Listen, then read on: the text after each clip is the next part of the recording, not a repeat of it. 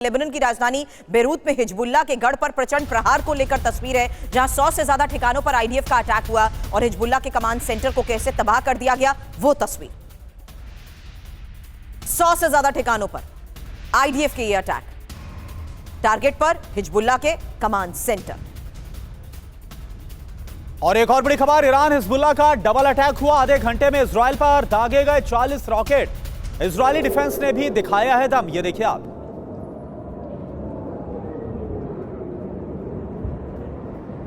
अब इजरायल के तामरा शहर पर भी हिजबुल्लाह का हमला। इस हमले की दिल देने वाली तस्वीर सामने आई है। ये लेबनान से हिजबुल्लाह ने रॉकेट दागे और तामरा शहर में पूरी रात अफरा-तफरी, कई रॉकेट इंटरसेप्ट। और एक और बड़ी खबर, हथियारों को लेकर अमेरिका से आई है बड़ी खबर। अमेरिकी हथियारों के स्टॉक कम होने के संकेत हैं। यूक्रेन से मिडिल ईस्ट शिफ्ट होंगे अमेरिकी हथियार, यह खबर आ रही है।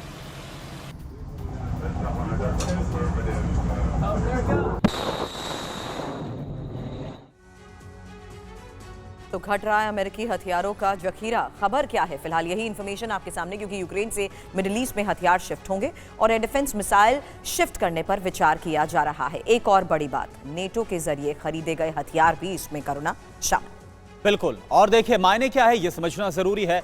ईरान युद्ध से अमेरिकी हथियारों का स्टॉक कम हो रहा है। मिडिल ईस्ट अब अमेरिका की नई प्राथमिकता बन रहा है। अमेरिका ग्लोबल पावर बैलेंस बदलने के संकेत दे रहा है। और सवाल तो यह भी है कि फिर यूक्रेन का क्या? हालांकि खन्ना सर, इसी को लेकर आपसे सवाल करूं उससे पहले एक और इंफॉर्मेशन, क्योंकि दो मोर्चों पर युद्ध की वजह से पेंटागन दबाव में है। और क्या आज की इस सिचुएशन को देखते हुए, सर पहले हमने इजरायल की उस खबर को सामने इसलिए रखा क्योंकि इजरायल भी इस बात को रूल आउट नहीं कर सकता कि कैसे अलग अलग वॉर फ्रंट पर वो घिरा हुआ है। दूसरा सर, आज के इस हालात में क्या वाकई युद्ध के तरीके, तौर तरीके ऐसे बदल चुके हैं कि हम देख रहे हैं कि आज जब हम इसको लेकर चर्चा कर रहे हैं तो ये युद्ध का वो दिन है जहां 1 महीना पूरा होने वाला है। सर, इस रियलिटी को रूल आउट ना करते हुए क्या अमेरिका भी वहीं स्टैंड कर रहा है कि अब उसको इस लिहाज से फैसले लेने पड़ रहे हैं कि अलग अलग फ्रंट पर जो उसके मोर्चे थे वहां से कुछ विड्रॉल इस वक्त जरूरी हो चुके हैं?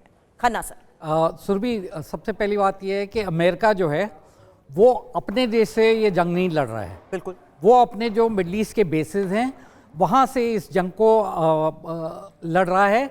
और उसके लिए इतनी क्षमता नहीं है कि इतना ज़्यादा स्टॉकपाइल आर्म्स एम्युनिशन का अलग अलग जो उनके बेसिस हैं, इतने बड़े बेसिस भी नहीं है जो कि उनको चाहिए होंगे अगर इतना लंबा उनको युद्ध लड़ना था। प्रेसिडेंट ट्रंप और जो उनके डिफेंस के एडवाइजर्स हैं, उन्होंने एंटिसिपेट नहीं किया था कि जंग इतना लंबा चल सकता है। अब ईरान ने जिस तरह से मिसाइल और ड्रोन अटैक्स किए थे, तब तक तो ठीक था जब तक इजराइल और ईरान के आपस में चल रहा था। पर जैसे ही मिडल ईस्ट के देशों पे, जैसे कतार हो गया, यूएई हो गया, सऊदी हो गया, उनके ऊपर जब ईरान ने मिसाइल और ड्रोन अटैक्स करने शुरू किए तो पर फोर्स अमेरिका को भी रिटेलिएट करना पड़ रहा था। और जो पहले नहीं करता था अब उसको और ज़्यादा करने लग गया, क्योंकि वो भी ईरान के ऊपर डिस्ट्रक्शन इम्पोज करना चाहता है।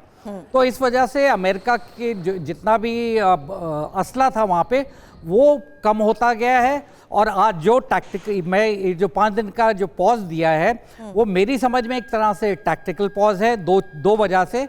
एक तो जो आर्म्स एम्युनिशन है उनको रिप्लेनिश करना है। रिप्लेनिश कहाँ से होगा?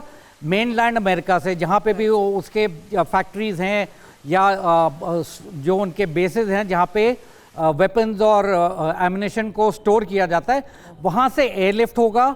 कई हो सकता है कि शिप के द्वारा भी आए। तो ये टाइम फ्रेम उनको चाहिए इन चीज़ों को रिप्लेनिश करके फिर से उसी इंटेंसिटी के साथ जो है लड़ाई को आगे लड़ने के लिए। राइट। दूसरा, वो ये देख रहा है कि देखिए अब बड़ी कॉन्फ्लिक्टिंग स्टेटमेंट्स आ रही हैं। पहले बोला जी 3000 मरीज जो है इंडक्ट होंगे, फिर हुआ 5000, अब हो रहा है 10,000। तो ये एक संकेत IRGC को दिया जा रहा है कि हम इसको एस्केलेट करने जा रहे हैं। बिल्कुल। और संजय खन्ना सर, सवाल तो यह भी है कि जिस तरह से वहां से 10,000 अगर अमेरिकी सैनिक के कमांडोज आएंगे तो यहां तो लाखों की संख्या में IRGC और ईरानी सेना बैठी है जो कि गुरिल्ला युद्ध में माहिर है, वहां की वॉर टैक्टिक्स में माहिर है। और ऐसे में एक बड़ा नुकसान अमेरिका को उठाना ही पड़ सकता है।